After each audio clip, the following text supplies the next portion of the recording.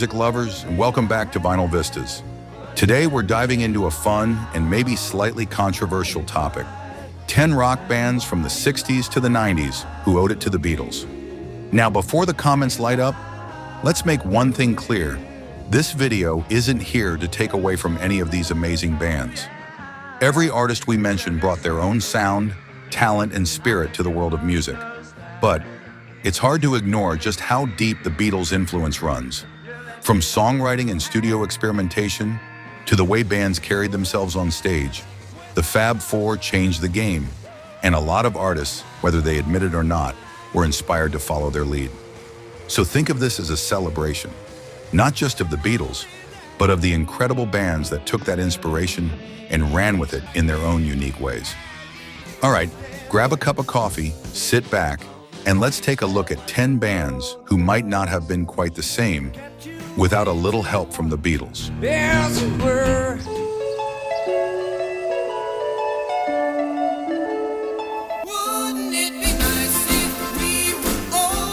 Yes, the Beach Boys were definitely influenced by the Beatles, but what's especially interesting is that the influence went both ways. They had a sort of creative rivalry that pushed each band to evolve, especially in the mid-1960s, and it led to some of the most innovative music of that era.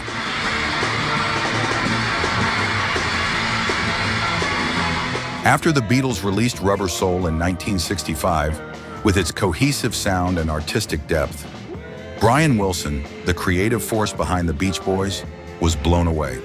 He later said it was the first album he heard that felt like a complete album, not just a collection of singles. This directly inspired him to create Pet Sounds in 1966.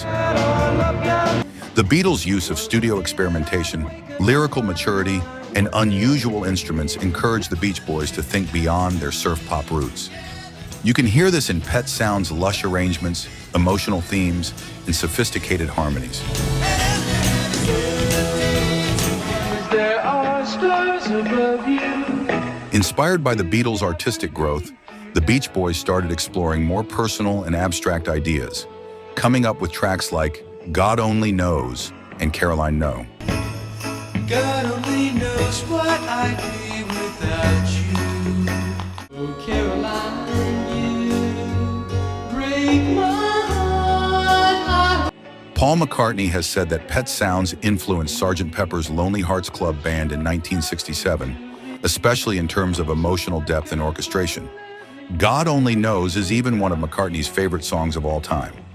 However, after the Smile Project collapsed in 1967, their influence waned and they shifted again. But that Beatles-inspired creative stretch still stands as the high point in their legacy.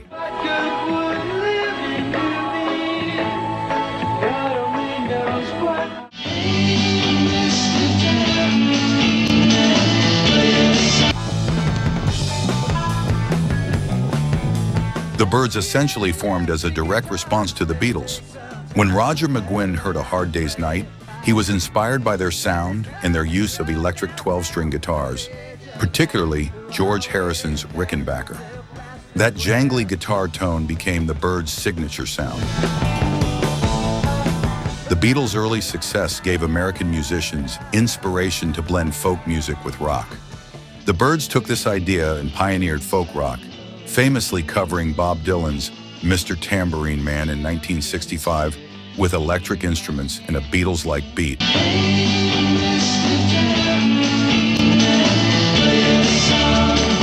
Like the Beatles, the Byrds combined pop sensibilities with deeper, more poetic lyrics drawn from Dylan and their folk roots. The Beatles showed that pop songs could be intelligent. The Byrds ran with that idea. But then, the Byrds began to influence the Beatles. After hearing the Byrds' version of Mr. Tambourine Man, George Harrison began exploring more 12-string textures, heard in songs like If I Needed Someone, which McGuinn later acknowledged as a nod to the Byrds. If I needed someone. The Byrds moved towards psychedelia and Indian music, like in 8 Miles High,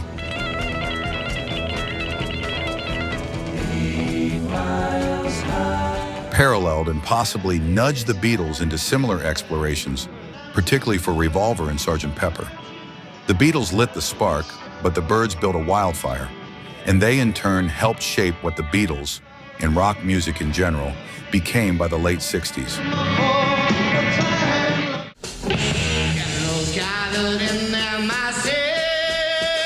Black Sabbath is a whole different beast, but yes, the Beatles did influence them, especially in their early development. However, the influence is more foundational and inspirational than stylistic. Geezer Butler, Black Sabbath's bassist and primary lyricist, has openly stated that he was obsessed with the Beatles as a kid, and they were the reason he started playing music at all. Tony Iommi, their legendary guitarist, was also inspired by the Beatles' success, especially being from the same working-class British background. Ozzy Osbourne has said hearing "She Loves You" for the first time was a life-changing moment for him. So in that sense, the Beatles were the spark that inspired them to start a band, a story shared by thousands of musicians from that era. Musically, they sounded nothing like the Beatles. The Beatles were known for melodic pop, experimentation, and emotional range, while Black Sabbath basically invented heavy metal using dark, heavy riffs and sinister atmospheres. But here's a fun twist. The Beatles song "I Want You, She's So Heavy" from the album Abbey Road in 1969 is often cited by music historians as one of the earliest examples of proto-metal, and it came out just months before Black Sabbath's debut in 1970. Take a listen. That track's sludgy, repetitive riff is not unlike what Sabbath would run with.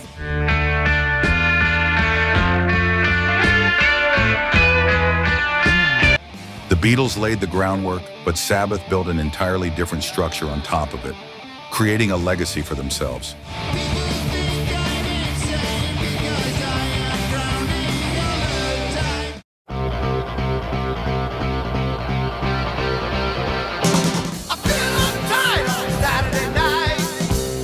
Kiss were influenced by the Beatles, and they've openly said so many times. But just like with Black Sabbath, the influence was more foundational and aspirational than musical.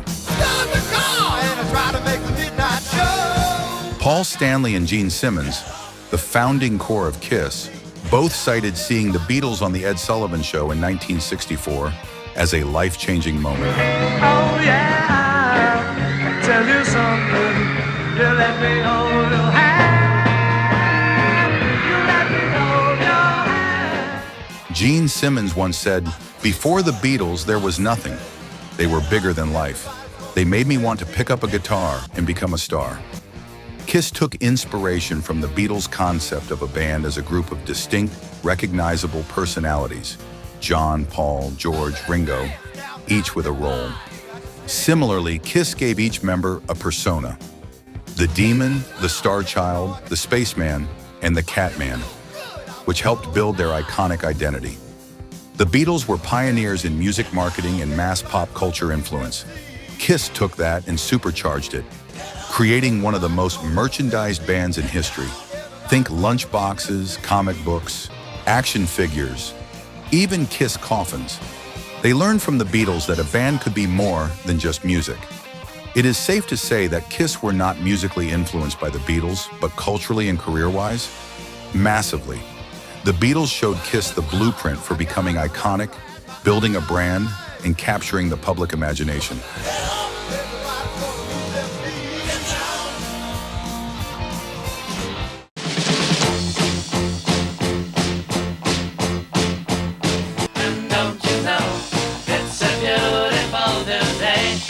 The Beatles didn't just inspire ELO, they were the reason the band existed in the first place. Jeff Lynne, the mastermind behind ELO, once said that his goal was to pick up where the Beatles' "I Am the Walrus" left off.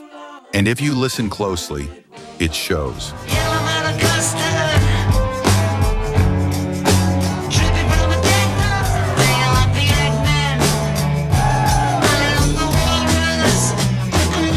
From the very beginning, ELO blended rock and orchestral sounds in a way that echoed what the Beatles started with songs like Eleanor Rigby, A Day in the Life, and Strawberry Fields Forever.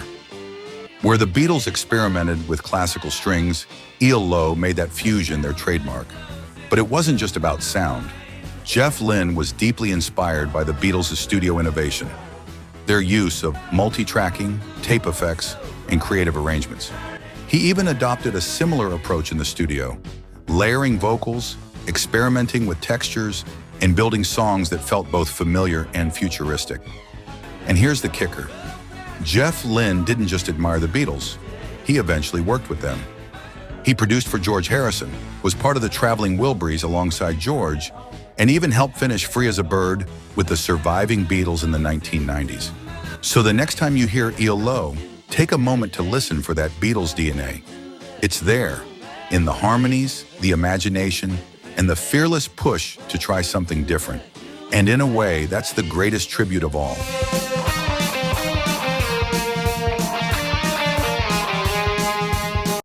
I wait outside the pilgrim's door with insufficient.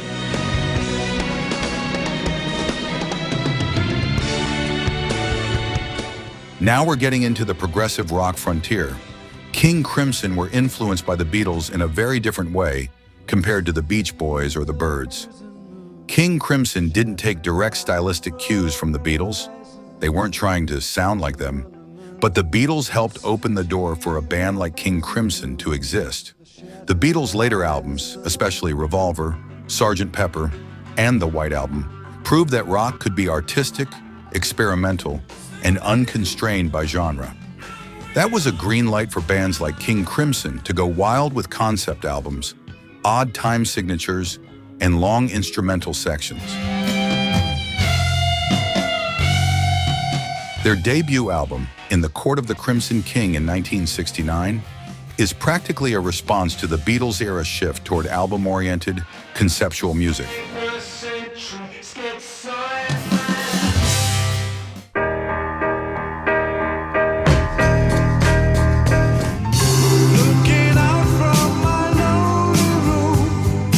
Badfinger were more than just influenced.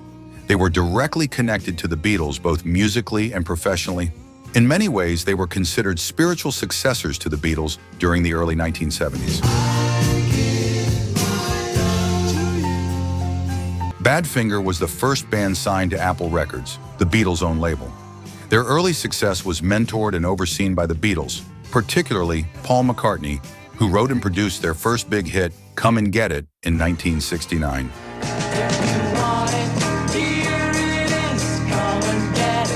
He even gave them a demo and told them, record it exactly like this and you'll have a hit. They did, and it worked. Badfinger's original material, like No Matter What, Baby Blue, and Day After Day, featured classic Beatles hallmarks. No matter what you do, I will always be around. Baby blue,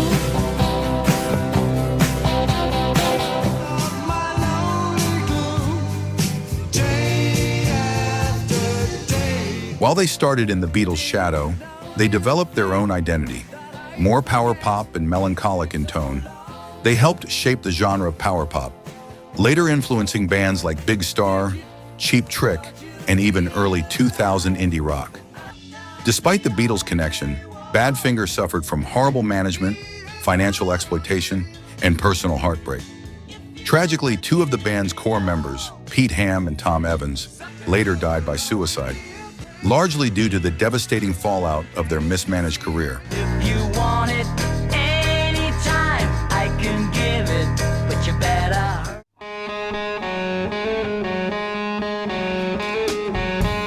We passed upon the stairs. Yes, Nirvana was influenced by the Beatles, and Kurt Cobain himself was a massive Beatles fan, particularly of John Lennon. While you wouldn't confuse Nirvana's grunge roar with a Beatles record, the influence is real. It's just beneath the distortion. In a 1993 interview, Kurt Cobain said, "I like the Beatles, but I hate Paul McCartney." Lennon was obviously disturbed. I could relate to that. He even referred to John Lennon as a father figure. Kurt once covered And I Love Her in a haunting lo-fi home recording, turning a sweet ballad into something more tragic and raw. She gives me everything, will ever die. Kurt admired how the Beatles could write simple, emotionally effective melodies. And he tried to do the same, albeit drenched in fuzz and feedback. Nirvana's songs, and especially About a Girl, Come As You Are, and even Lithium, are highly melodic with simple, hummable vocal lines. That's very Beatles-like. Both Lennon and Cobain used their lyrics to confront personal pain, alienation, and societal hypocrisy.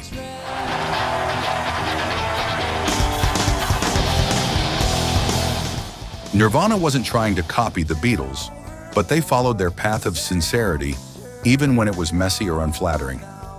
Nirvana's punk grunge aesthetic is light years from the Beatles' polished 1960s sound, but underneath the rawness, the bones of Beatles-style pop songwriting are there.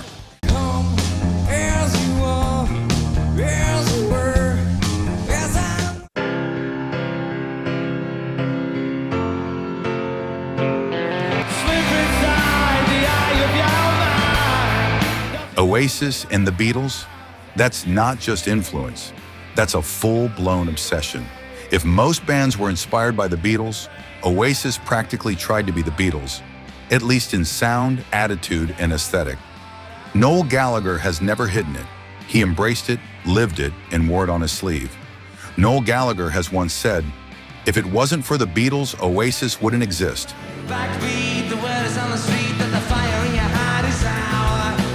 From the melodies, harmonies, and chord progressions, Oasis had it all deeply rooted in the Beatles' approach.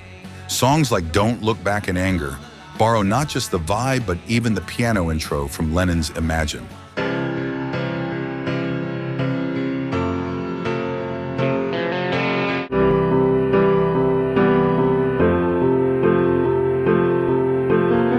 All Around the World sounds like an updated Hey Jude, both massive anthems with sing-along na-na-na codas.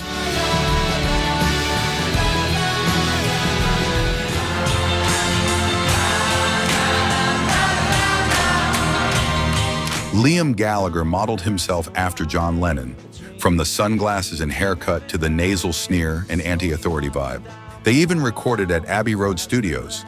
The cover art for albums like Be Here Now and Definitely Maybe are packed with Beatles references. The car plate number used in the submerged Rolls-Royce was the same as the car in the famous Abbey Road crossing. The inspiration for the cover of Definitely Maybe came from Noel seeing a shot of the Beatles sitting around a coffee table in Japan. Slip inside the eye of your mind. Don't you know you might?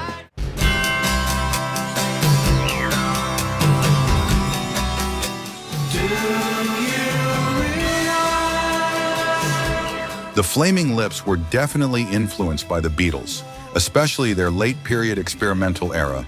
Think Sgt. Pepper's, Magical Mystery Tour, and the White Album.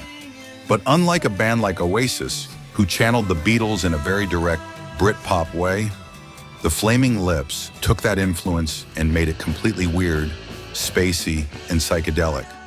Kind of like if the Beatles had been raised on sci-fi, acid trips, and noise rock.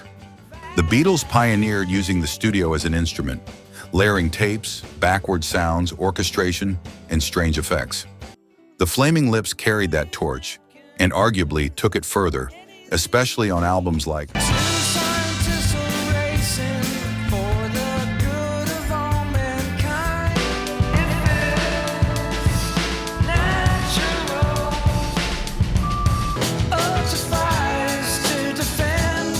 If it's not now, then tell me when. Oh, you're she-man. They don't believe me. When you look inside. These albums are lush, experimental, emotional, and very much in the spirit of Sgt. Pepper's Lonely Hearts Club Band and Abbey Road. Wayne Coyne has often called the Beatles the greatest band ever, and credits them with opening the door for weird bands to go mainstream. He sees their work as a license to experiment, to mix sincerity with surrealism, and to reach for cosmic ideas without fear. Let them know you realize. So there you have it. 10 rock bands spanning over 4 decades from the 60s to the 90s that were influenced by the Beatles in one way or another. Without the existence of the Beatles, Would we have seen these bands at all? We will never know. If you enjoyed today's video, don't forget to hit that like button and let me know. What other bands could have been influenced by the Beatles? Remember to subscribe to the channel for more rock music history coming up every week. See you in the next one.